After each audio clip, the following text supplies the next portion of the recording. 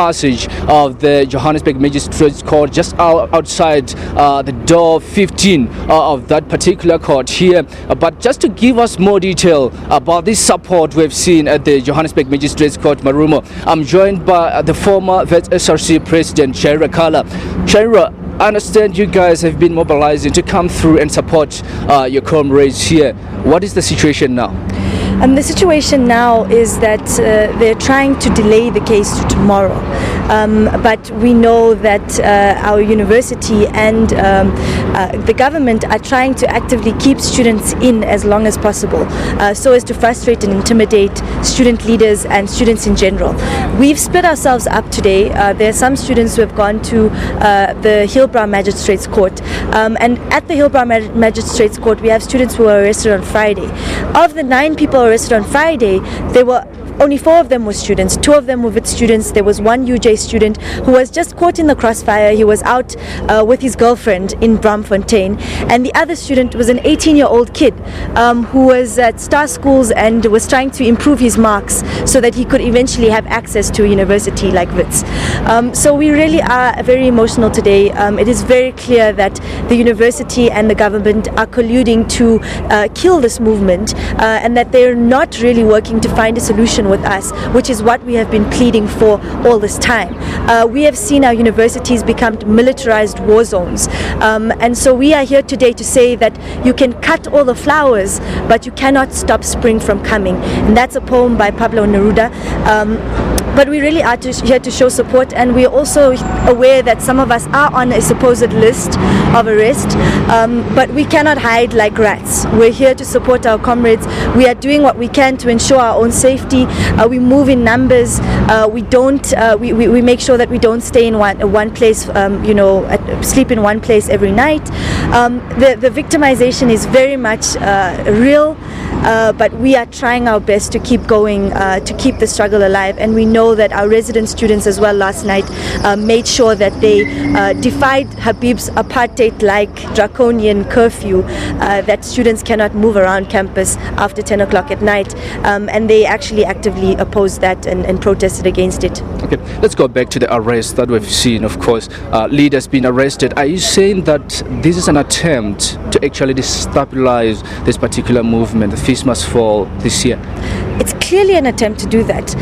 We have seen it all over the country, and there's an attempt to also keep students in for as long as possible. So some students are arrested for charges that they don't even know about, and then they are basically told that you have to wait 48 hours, and once they wait 48 hours they get released and there's no charges. And this happened to me last year. I was arrested at UJ just standing outside with workers trying to show solidarity, and they released us and there were absolutely no charges. The court threw the case. The case did not even sit in court. We were here at this very same Johannesburg Central Magistrates Court last year. So it's very clear that these intimidation tactics are not new. But what's sad is that in a democratic dispensation, we're seeing apartheid-like tactics being used to victimize and intimidate student activists and student leaders. Last night as well, there was a student who was taken to Limpopo, and we don't find it very hard to believe because all of the police cars at Wits, we've been calling Wits a SAP's office because there's so much of police at Wits. Real criminals outside are probably having a great time. And a student was taken all the way to Limpopo, and there are police cars all over the country stationed at our university. So it could easily have been that they intimidated him, took him there, they left him there, he was naked, he was tortured. We still have not seen the student, but he is safe now. And it's up to the police to now go and our lawyers to find out what exactly happened to him and to bring justice, because we can't be intimidated by these tactics, even though it's very difficult not to be. Students are resolute that we will not surrender and we will continue. One of the charges that is actually facing Mcebo Dlamini is public violence. What do you take on this? What's your take on this? I think that it's very clear that students did retaliate to police violence and brutality.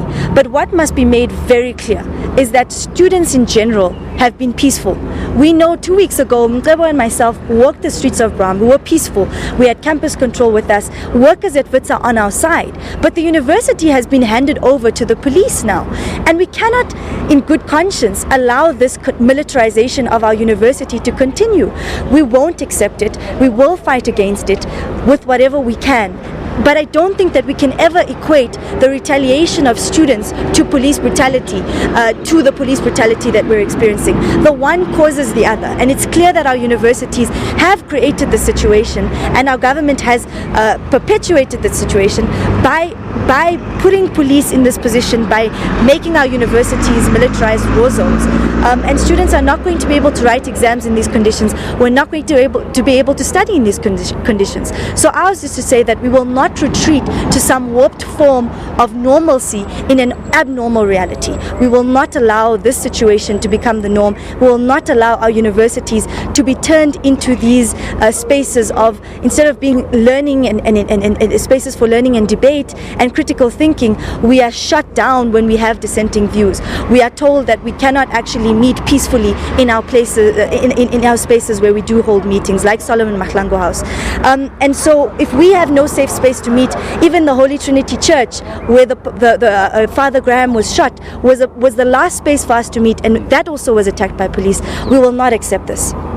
Because of time, unofficially we have to stop it there. Sherakala, thanks so much for your time. So indeed, Marumo, we will be actually monitoring the situation here at the Johannesburg Magistrate Court. As I said, students have actually come in numbers. They're inside there to actually witness the arguments that will be presented during that court case. Mcebo Dlamini will be appearing in a few minutes' time. We will be bringing it to you as it happens. Back to you in studio.